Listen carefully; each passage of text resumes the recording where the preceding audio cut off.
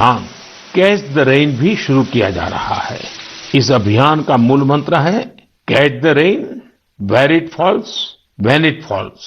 हम अभी से जुटेंगे, हम पहले से जो रेन वाटर हार्वेस्टिंग सिस्टम है उन्हें दुरुस्त करवा लेंगे, गांवों में, तालाबों में, पोखरों की सफाई करवा लेंगे, जल स्रोतों तक जा रहे पानी के रास्ते की रुकावटें दूर कर लेंगे, तो ज्यादा से ज्यादा वर्षा जल का संचयन कर पाएंगे। मेरे प्यारे देशवासियों, जब भी माघ महीने और इसके आध्यात्मिक सामाजिक महत्व की चर्चा होती है तो ये चर्चा एक नाम के बिना पूरी नहीं होती। ये नाम है संत रविदास जी का। माघ पूर्णिमा के दिन ही संत रविदास जी की जयंती होती है। आज भी संत रविदास जी के शब्द, उनका ज्ञान हमारा पथ प्रदर्शन करता है। उन्होंने कहा था, एकई माटी के सब भांडे, सबका एको सृजनहार। रविदास व्यापई एकई घट भीतर, सबको एकई घड़े कुम्हार। हम सभी एक ही मिट्टी के बर्तन हैं, हम सभी को एक ने ही गढ़ा है। संत रविदास जी ने समाज में व्याप्त विकृतियों पर हमेशा खुलकर अपनी बात कही। उन्होंने इन विकृतियों को समाज के सामने रखा, उसे सुधारने की राह दिखाई। और तभी तो मीरा जी ने कहा था, गुरु मिलिया रैदास दीनी ज्ञान की घुटकी। ये मेरा सौभाग्य है कि मैं संत रविदास जी की जन्मस्थली वाराणसी से जुड़ा हुआ हूं। संत रविदास जी के जीवन की आध्यात्मिक ऊंचाई को और उनकी ऊर्जा को मैंने उस तीर्थ स्थल में अनुभव किया है।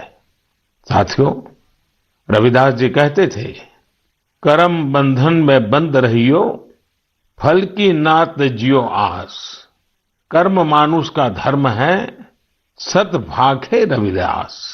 अर्थात हमें निरंतर अपना कर्म करते रहना चाहिए, फिर फल तो मिलेगा ही मिलेगा। यानी कर्म से सिद्धि तो होती ही होती है।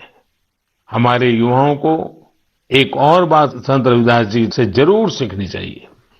युवाओं को कोई भी काम करने के लिए खुद को पुराने तौर तरीकों में बांधना नहीं चाहिए। आप अपने जीवन को खुद ही तय करिए, अपने तौर तरीके भी खुद बनाइए और अपने लक्ष्य भी खुद ही तय करिए। अगर आपका विवेक, आपका आत्मविश्वास मजबूत है तो आपको दुनिया में किसी भी चीज से डरने की जरूरत नहीं है। मैं ऐसा इसलिए कहता हूं क्योंकि कई बार हमारे युवा एक चली आ रही सोच के दबाव में वो काम नहीं कर पाते जो करना वाकई उन्हें पसंद होता है। इसलिए आपको कभी भी नया सोचने, नया करने में संकोच नहीं करना चाहिए। इसी तरह संत रविदास जी ने एक और महत्वपूर्ण संदेश दिया है। ये संदेश है अपने पैरों पर खड़ा होना। हम अपने सपनों के लिए किसी दूसरे पर निर्भर रहें, ये बिल्कुल ठीक नहीं है। जो जैसा है वैसा चलता रहे, रविदास जी कभी भी इसके पक्ष में नहीं थे। और आज हम देखते हैं कि देश का युवा भी इस सोच के पक्ष में बिल्कुल नहीं है। आज जब मैं देश के युवाओं में इनोवेटिव स्पिरिट देखता हूं तो मुझे लगता है कि हमारे युवाओं पर संत रविदास जी को जरूर गर्व होता। मेरे प्यारे देशवासियों, आज नेशनल साइंस डे भी है। आज का दिन भारत के महान वैज्ञानिक डॉक्टर सीवी रमन जी द्वारा की गई रमन इफेक्ट खोज को समर्पित है। केरल से योगेश्वरन जी ने नमो ऐप पर लिखा है कि रमन इफेक्ट की खोज ने पूरी विज्ञान की दिशा को बदल दिया था। इससे जुड़ा हुआ एक बहुत अच्छा संदेश मुझे नासिक के स्नेहिल जी ने भी भेजा है। स्नेहिल जी ने लिखा है कि हमारे देश के अनगिनत वैज्ञानिक हैं जिनके योगदान के बिना साइंस इतनी प्रगति नहीं कर सकती थी। हम जैसे दुनिया के दूसरे वैज्ञानिकों के बारे में जानते हैं, वैसे ही हमें भारत के वैज्ञानिकों के बारे में भी जानना चाहिए। मैं भी मन की बात के इन श्रोताओं की बात से सहमत हूं। मैं जरूर चाहूंगा कि हमारे युवा भारत के वैज्ञानिक इतिहास को, हमारे वैज्ञानिकों को जाने, समझे और खूब पढ़ें।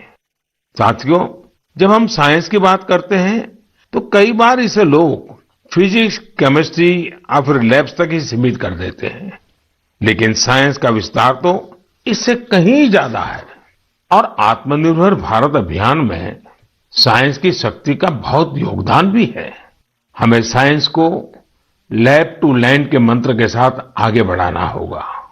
उदाहरण के तौर पर हैदराबाद के चिंतला वेंकट रेड्डी जी हैं।